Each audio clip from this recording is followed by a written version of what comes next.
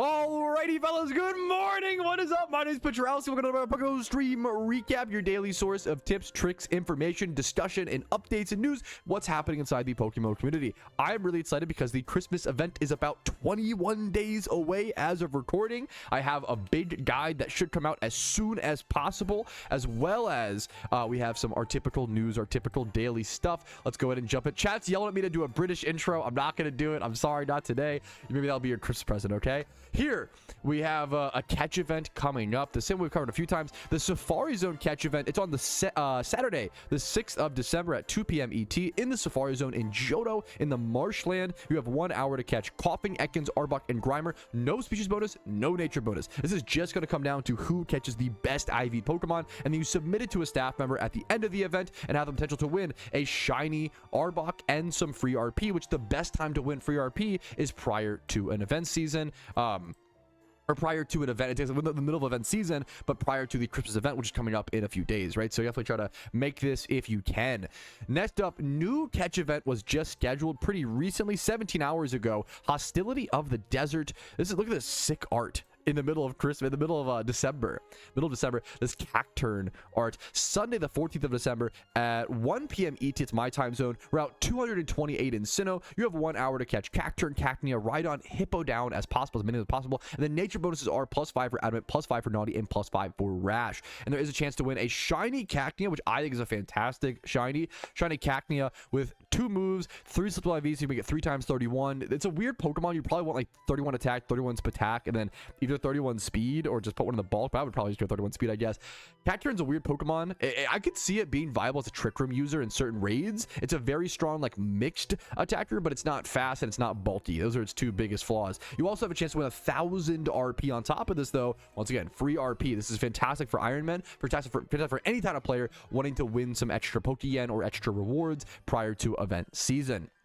Shout out also, quick shout out to all of the staff members who are working their butts off to host these events for the community during the busiest time of the year, the holiday season. Next up, let's jump into our community showcase. If you want to potentially be featured in the community showcase, go ahead and check out my Discord. There's an achievement showcase page where you can submit your entries and potentially get featured in the stream recap, and just also give you guys ideas, goals, things you can do in PokeMMO and work on. Let's go ahead and see what people have been achieving today. First things first, this screenshot and this achievement just really took it, like knocked me like the guy in Ratatouille who eats the fucking food. He's like it sent me back in time and made me remember my first breed in PokeMMO. Firstly, congratulations to this new player completing his first ever breed in PokeMMO. Secondly, this is really good for a first breed. You're telling me you bred a 3x31 Larvitar with 20 plus in 22 defense and then, or 22 speed def and then 18 defense and adamant nature? This is a really good breed for your very first breed, in my opinion. So congratulations to this guy. This is very fucking sick. Just huge congrats. Really cool to see this kind of achievement. Very nostalgic for me in PokeMMO. Next up, someone was trying to breed up some 5x31 Chikoritos or Meganiums for an alt account. I'm not sure exactly why, and they just so happened to randomly breed a shiny Chikorita with 3x31 and like 28 in one of the other stats. This is insane.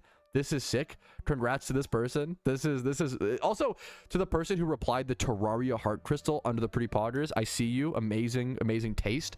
This is a really cool thing to see, in my personal opinion. So shout out to Valissa for getting the accidental. Those are the best. It's my dream to one day. I used to do breeding extravaganzas where I would literally get a bunch of like 3x31, 2x31, all these things, like all these breeds or whatever, and try to randomly breed a really good IV shiny randomly. It never happened. One day it's the goal, the dream that it will happen. We'll see. Speaking of accidental shinies, someone, the Chatman, who I recognize as a normal, average, what's it called, like regular member of my community, got himself a shiny Torterra from a swarm. From a fucking swarm, dude. This is sick. Apparently he was really dry as well. The encounter says 24,000 encounters, but it wouldn't surprise me if this is like 50,000. He says he was at 50,000 encounters dry on his GEC. I don't understand exactly the numbers, but he was very, very dry and got a swarm shiny. It is the best feeling to go super dry and get a swarm shiny like that. I think it's the best way to break. If you go dry, I love seeing people break it with like a really cool, really sick, rare shiny. It is stream recap 420, which is crazy that we've been doing it for that long. Shout out to everybody watching. Make sure to like the streams if you enjoy them, dislike if not, subscribe, all that jazz. You guys know. Let's go jump into it. Dank J.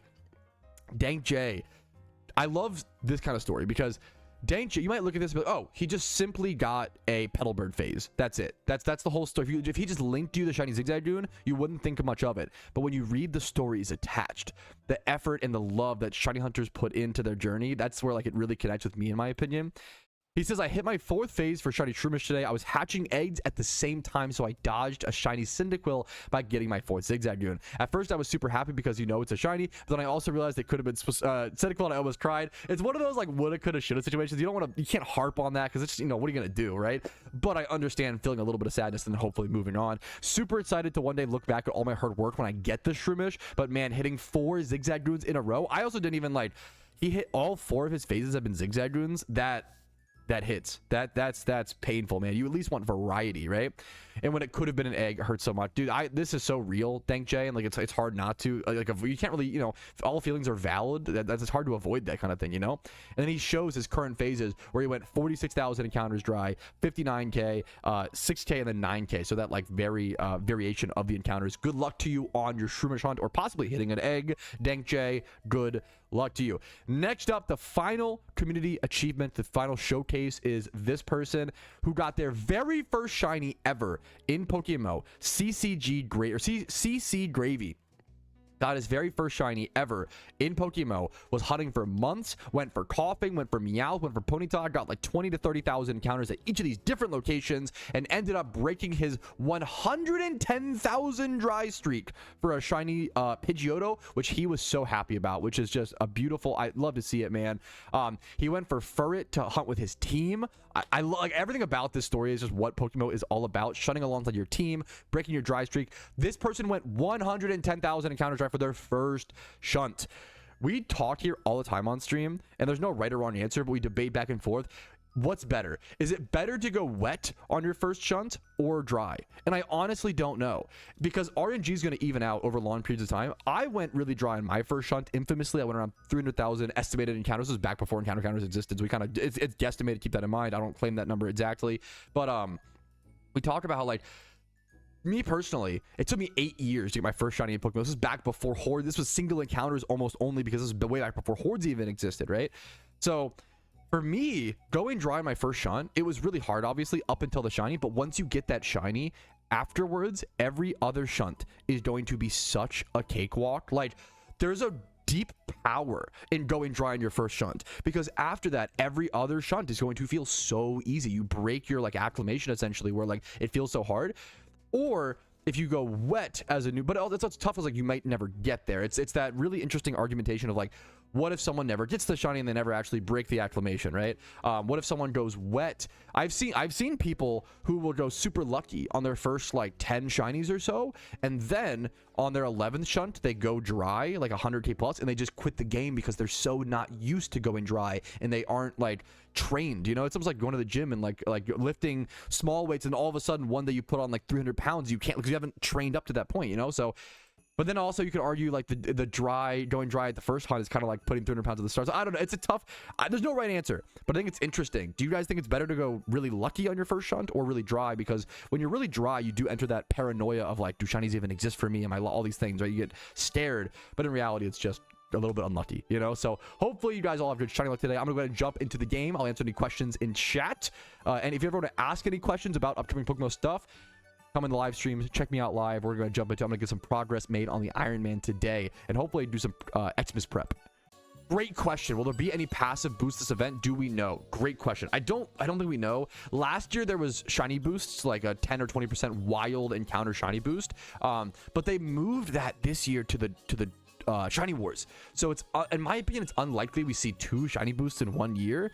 I don't know what we'll see if we'll see a boost at all during Christmas. This is a good question. We're talking about how like PokeMMO is an extremely international game. I always say these are guesstimation numbers. Please do not take these as fact, and I could very well be very, very wrong. But for my 12 years of experience in PokeMMO, and it's only happened like a bit shifting over the past few years because the game was translated over into Mandarin. In my opinion, PokeMMO seems to be about 40% Chinese speaking, or Mandarin, whatever you want to call it, or 40% Mandarin or Chinese speaking, 30% Spanish speaking, and then like 20% English speaking, and then 10% other languages. No disrespect, I'm just that's the best way to qualify it, right? So it's really important to keep in mind, as an English speaking player, you are not seeing so much of the community. You're like, there are other huge communities that we lose the value. We lose, like, places like Bilibili is a great example. Bilibili is a Chinese centric social media website where they share a lot of their PokeMMO content. It's where like certain guides and certain strategies stem from, is the large Chinese player base working really hard to come up with those strategies. But someone said, this all came from, someone said, how much do you think learning a second language would benefit a PokeMMO player? It sounds like a meme, but unironically, okay, it depends. Your average player, it's going to help like a little bit. Once you get to like the higher end stuff, it matters a shit ton, like a lot. It is a huge asset to have multilingual people in your teams. As someone who is just an American, aka only speaks one language, one of the biggest reasons Field Team 7 was able to do so well last year and win the last Shiny Wars was because I believe it was, I don't want to misquote, but I think it was Clue or someone in the team spoke Mandarin, and they were able to buy Dittos from the Chinese speaking community. And that was huge because literally, like, the English and Spanish speaking communities were getting drained of their Ditto boxes. His ability to be able to, it was crazy, dude. Someone said, I said Wabu. Wabu is the middleman between. Yeah, I made a video on it. Check it. I love this video. There was a literal like Chinese Ditto syndicate, like this whole fucking organization. The American community, or the English speaking, I guess, that includes Patopia, smuggled Dittos from other communities trying to win Shiny Wars, and it fucking really paid off. Like, that player Wabu was the biggest, one of the I don't know, I wasn't in Field Team 7, but like, I can't imagine how different wars could have been. Like, it's just so interesting. Being multilingual in PokeMMO is such an amazing skill. It is so crazy. And it's a really cool thing to talk. I think it's a beautiful thing. I love that our game is so international. I love that it's just this beautiful imagine. I don't always see what's happening in every community, and there's so much more that we don't see. It's a good perspective to always keep in mind that our anecdotal experiences, our lives, are not the end all be all. There's so much happening that we just don't see or know of. Yes, this is a great example. Someone said ponding with the Chinese community is an S tier activity. The Chinese community is so active and so popular, that they are a big reason we can do the Phoebus shunt so effectively. If you hop to channel 5 in PokeMMO, you can find people over at the Phoebus pond or the Phoebus river or whatever, and often find the Phoebus tile because there's people working together to find it every time that tile rotates, every like 45 minutes or so. Great example. Yeah, it's beautiful to work together and have those communities that work really hard and love the game. I haven't talked about this too much. One of my favorite new things, this is, I think, for main accounts, it's just like a fun little thing, but for Ironman accounts, I think it's really cool to see. With the new encounter counter, the fact that you can see all of your wild alpha encounters, I think is actually like super sick. I think that's actually like so good. Being able to clearly see how many like, I've caught 13 alpha Dittos on the, like, what? That feels insane. That feels so high. There's been a lot of alpha Ditto spawns recently in PokeMMO. Speaking of, it's so sick in my ability to look through and like see like, oh yeah, the shiny rate's 1 in 30,000. The odds of hitting a Shalfa, and just really go through and see all the alphas you've encountered. I think it's really fucking cool, man. I love it, dude. And click total. Yeah, I think it's really beautiful. During the Xmas event, what would you say makes more Pokeyen, swarm farming or the raids? Great question. I would say like on average swarm farming, but I mean the beauty of raids is like you have to have a lot of mons prepared ahead of time, but the beauty is you could just like take 15 minutes or 20 minutes if you have the mons built. That's the hard part, to go do the raid, make a nice 50,000 Pokeyen, upwards of like a few 100k depending on the raid reward, the Pokemon, right, the Alphamon. So you can make that money in like a really short amount of time. You want to do both. Ideally, in the best case scenario, you have all the raid mons prepped ahead of time. That's the hard part, and then you can make insane Pokeyen per hour by switching back and forth between farming the swarms, doing the raids, and potentially the devs even hinted at potentially bringing back Elfbot mechanics or the Elfbot dungeon this year. We don't know if that'll happen, but they talked about potentially bringing it back in the future as of last year. Unironically, I'm so glad you asked this. Someone said, could someone explain to me if EV trading and XP trading is still viable as a money-making method for a beginner player with only one region completed? Yes, 1,000 times yes. I genuinely think EV and XP trading is like one of the best, like as a new player, one of the best go-to methods. I'll show you an example really quick. It takes time. It's time and it's an effort. And it's not like the best Pokeyen per hour, but it's really good as a new player and really, really good from scratch. So for example, you can go buy yourself a modest nature Cyndaquil with 25 plus attack and 25 plus speed for around 40,000 Pokeyen. You can then EV train and XP train that Pokemon, turn it into a Typhlosion, and sell it for 200k. That's so good. Like that's an insane, maybe less than this because this is like lower stats versus this or whatever, but like the margins are crazy. It just takes a lot of time and effort, and it really, you know, it's not easy. There's no easy way to make money in PokeMMO. Everything is difficult and hard. You can do the same thing with mild and rash natures as well. I definitely recommend those. I think don't over focus on modest. Mild and rash are also fantastic. XP training, EV training, good Jimmy Run Typhlosions, good catching Smeargles. Avoid Brelooms, in my opinion, because you can do them if you want to. The problem is Breloom requires so much XP. It's ridiculous.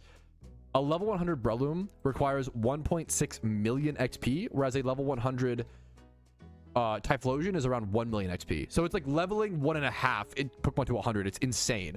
Versus, let's do a check, like, I don't even know if Brelooms have that much of a crazy like margin right now. Let's go see.